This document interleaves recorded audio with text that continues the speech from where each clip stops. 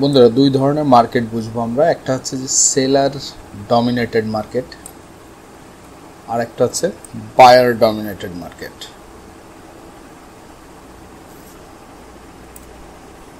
Seller dominated এই কারণে because আপনি দেখতেছেন যে হাইগুলো তৈরি করতেছে, এগুলো কন্টিনিউয়াসলি তৈরি করতেছে এবং একটা চ্যানেল হয়ে প্রাইসটা নিচের দিকে পড়তেছে।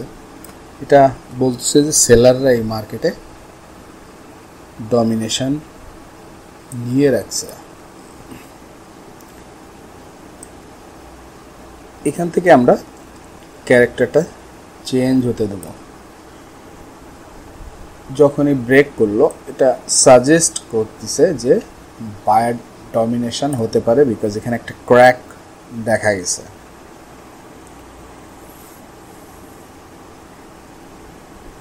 এই ক্র্যাকের কারণে আমরা এখানে একটা সিদ্ধান্ত পাচ্ছি যে প্রাইসটা বায়ারদের ডমিনেশনে যেতে পারে।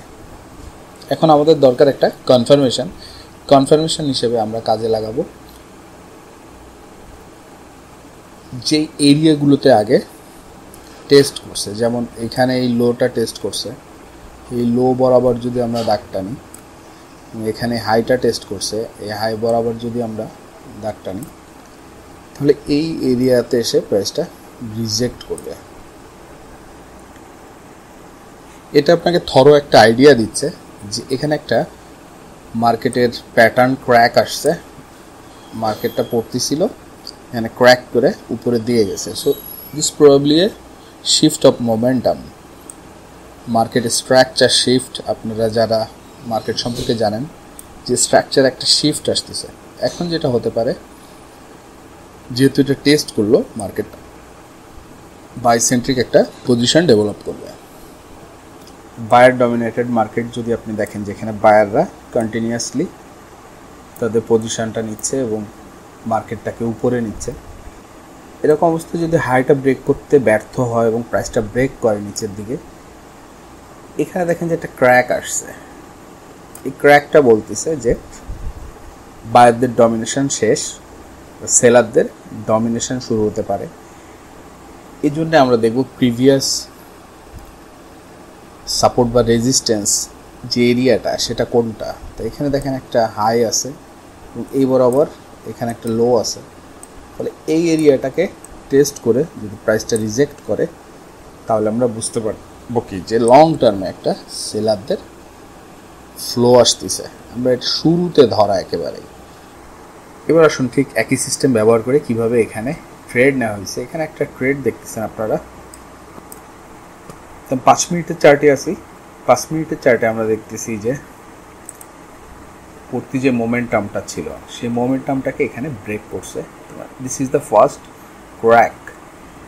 এটা ছিল হচ্ছে ফার্স্ট ক্র্যাক, যেটা বলতেছে যে সেলাররা লং টার্মে পজিশন ছিল, কিন্তু এবার বায়ারদের একটা পজিশন আসতেছে। আপনি যখন এরকম একটা মার্কেট দেখতেছেন যে পড়তেছে, ক্র্যাক আসছে, সে সময় আপনি এরিয়াটা ডিফাইন করবেন যে প্রিভিয়াস যে এরিয়াগুলো সেগুলো কোথায় আছে, সাপোর্ট রেজিস্ট্যান্স। তা আমরা দেখতে পাচ্ছি যে এখানে আমরা সাপোর্ট রেজিস্ট্যান্স ড্র করব এই বডির ক্লোজিং থেকে নিচের যে লো, এই লোটা ধরে। তো এই লোটা ধরে যখন আমরা ড্র করছি, দেখেন যে ঠিক এখানে ব্রেক হয়ে এটাতে টেস্ট করে, ঠিক এখানে টেস্টিংটা হয়েছে, টেস্টটা করে রিজেক্ট করছে। তো আমরা রিজেকশন কনফার্ম করে অর্ডার প্লেস করব। আমাদের স্টপ লসটা রাখবো ঠিক ব্রেক করার আগের যে সাপোর্ট এরিয়াটা আছে এই সাপোর্ট এরিয়ার নিচে। এবার আসে বন্ধুরা অ্যাসোসিয়েটেড সাইক্লোজিতে। আমরা কেন ট্রেডিং একটা সিস্টেমে স্টিক করতে পারি না, এটার জন্য আপনাদের রোডম্যাপ কি হবে, আপনারা কিভাবে একটা সিস্টেমে স্টিক করবেন, এর জন্য আপনাকে 20টা ট্রেড নিতে হবে। আপনার ঠিক ওই রুলসে আপনি 20টা ট্রেড নেবেন।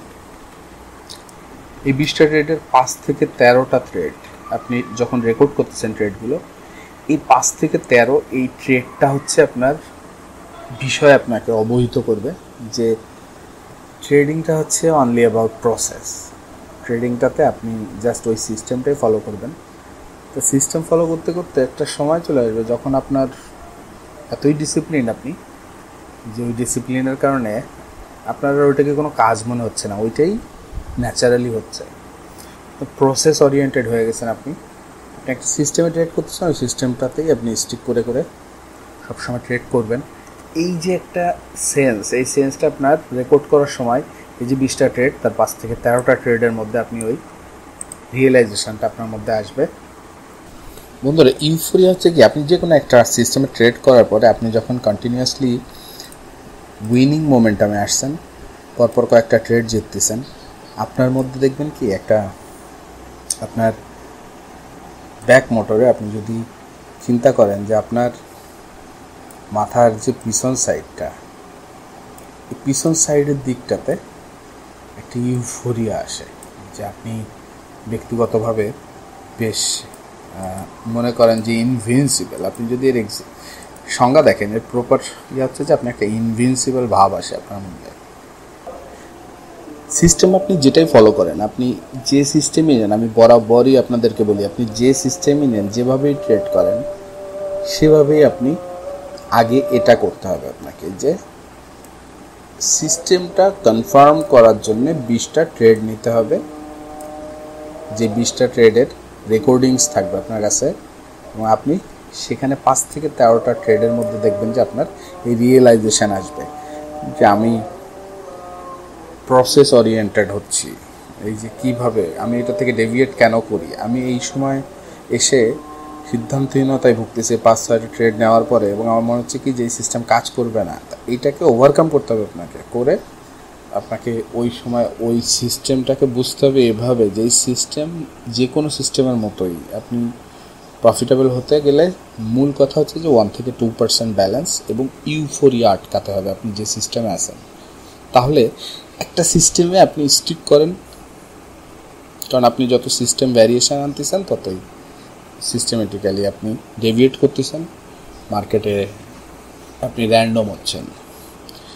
আমরা ইউফোরিয়া বুঝতেছি যে আমাদের ইউফোরিয়া হয়, আমরা যখন ইউফোরিক হয়ে যাই তখন আমাদের ব্যালেন্সটা, কি সুন্দর ট্রেড করতেছিলাম আমরা, হুট করে ব্যালেন্স গায়েব।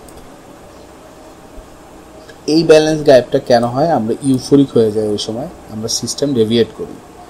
তা আমরা প্রফিটেবিলিটি বুঝতেছি ট্রেড নিয়ে, কিন্তু আমরা ফল করতেছি, এটা ঠেকাতে হবে। ট্রেড পরপর যে আপনি হারবেন এর একটা সম্ভাবনা আছে। 30টা ট্রেডে 5টা, যে কোনো সিস্টেমে, I am not talking about a specific any system, but আপনি পরপর 5টা হারাবেন এরকম একটা সম্ভাবনা আছে যে এর মধ্যে হবে, এবং আপনি 30-31টা ট্রেড নিলে তার মধ্যে আপনি 5টা পরপর হারার সম্ভাবনা আছে। তা আপনার ব্যালেন্স যদি চিন্তা করেন যে আপনি পরপর 5টা ট্রেড হারলেন, তা পরপর হারতেছেন যখন, তখন আপনার ব্যালেন্সটা নীল হচ্ছে। এই একটা হারলেন খুব বড়, আবার একটা হারলেন, তা আপনি এই যে হারটা, এটা অবসম্ভাবী। আপনি 30টা ট্রেডসে একটা রোটেশন আসবে, যেই রোটেশনে আপনি এইটা ফিল করবেন। তা আপনি ওই যে রোটেশনটা আসতেছে, সেটা হয়তো 12তম ট্রেডে আসলো, হতে পারে যে সেটা 24 নম্বর ট্রেডের পর আসলো। ওই সময় যদি আপনি হিউজ একটা ব্যালেন্স রিস্কে ফেলেন, দ্যাট ইজ 15% আপনার প্রত্যেকটা ট্রেডে, তাহলে দেখেন যে আপনার 5-15 কত হয়। আপনি পরপর 5টা ট্রেড হারেন, দ্যাট ইজ 75%। আপনি 75% ব্যালেন্স হারাই ফেলবেন আপনি যদি চিন্তা করেন এটা একবার। বাট আপনার যদি এখানে ব্যালেন্সটা থাকতো 2% পার ট্রেডের, আপনি রিস্কে ফেলছেন, তাহলে আপনি 5টা ট্রেড হারলে আপনার অনলি 10% আপনি রিস্কে ফেলছেন। আমরা সবাই চাই যে প্রফিটটা এভাবে উঠুক এবং না পড়ে খুব বেশি, কিন্তু যখনই ওই 5টা আসবে, ওই 5টার সাফারিংসটা যেন খুব বেশি না পড়ে আপনার ব্যালেন্সে। কারণ আপনি একটা ব্যালেন্স দিয়ে শুরু করছেন এবং ব্যালেন্সটাকে পজিটিভ করছেন এই পর্যন্ত, এটা কিন্তু একটা অ্যাচিভমেন্ট ছিল আপনার। এই অ্যাচিভমেন্টটাতে 5টা পরপর হারের সম্ভাবনা আছে, 30 ট্রেডসের মধ্যে যে কোনো একটা রোটেশানে এরকম আসবে। তো সেই সময় আপনার ব্যালেন্সটা যাতে খুব বেশি ফেলতে না পারে, তারপরে দেখবেন যে ও আবার গিয়ার আপ করবে। কিন্তু আপনি এখানে এই রোটেশনে যদি আপনি পরপর 2-3টা ট্রেড লস করার পরে আপনি রিস্ক বেশি নেন এবং আবার লস হয়, তাহলে কিন্তু আপনি মূল ব্যালেন্স তো হারাচ্ছেন এবং নেগেটিভ ব্যালেন্সে চলে আসতেছেন।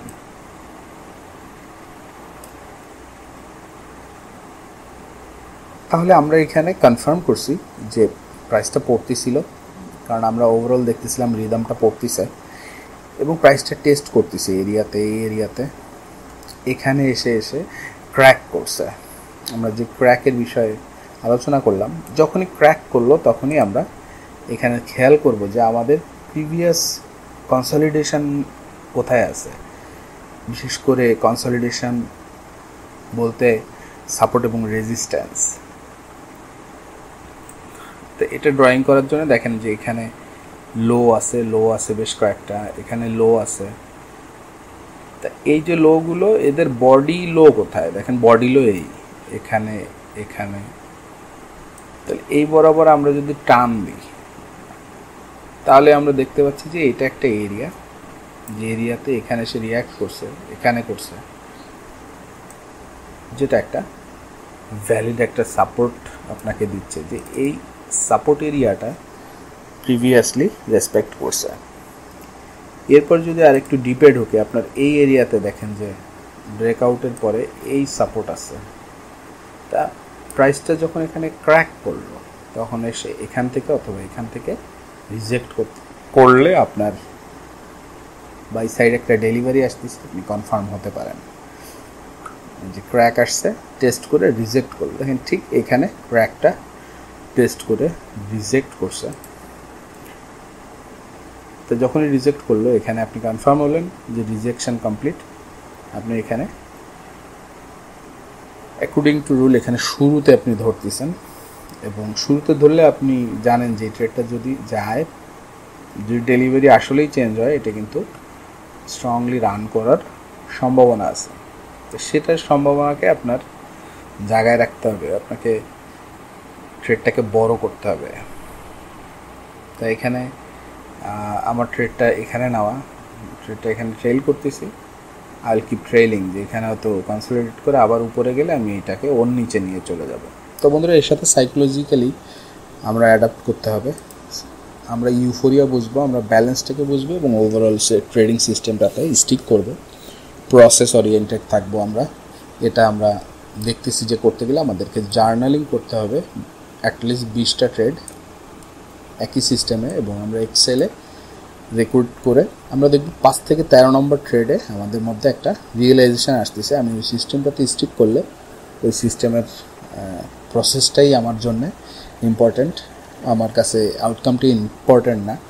তাহলে প্রসেস ওরিয়েন্টেড থাকার ইয়াটা এখানে আসবে। এরপরে লাইফটা হবে আপনি প্রত্যেক দিন একই জিনিস করবেন।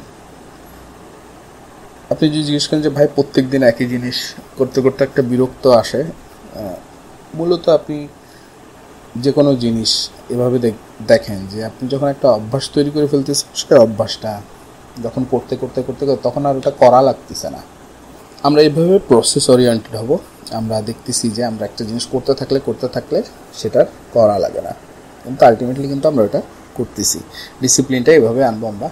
কথা হচ্ছে পরের ভিডিওতে বন্ধুরা, সে পর্যন্ত সবাই ভালো থাকবেন। আসসালামু আলাইকুম।